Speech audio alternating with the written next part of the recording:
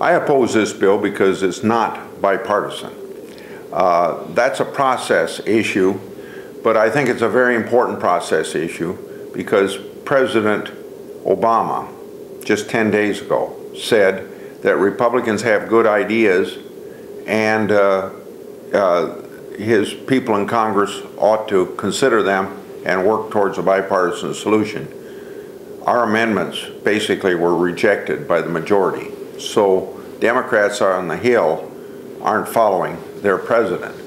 From the standpoint of the substance itself, there's not enough emphasis upon tax decreases to encourage investment in the private sector, because investment creates jobs, and not just stimulus jobs, which are short-term, but long-term jobs.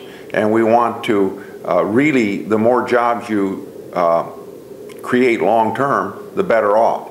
From the standpoint of the stimulus, I favor the portion of the spending that is stimulus, what would be buildings and highways, because those are not ongoing programs.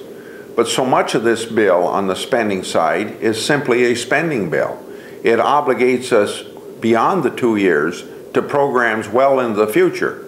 Now, maybe some of those programs ought to be adopted, but they ought to go through the regular process of appropriations where things are given weeks and months of consideration and one priority is measured against another priority. And a stimulus bill is going to obligate us well into the future and avoid the appropriation process. So there are a lot of reasons, because it's a partisan bill, because there's not enough emphasis upon long-term job creation through the tax reductions, and thirdly, it goes well beyond stimulus. I wish I could vote on a bill that was about half taxes and half spending for stimulus, but no spending that goes beyond the next 2 years.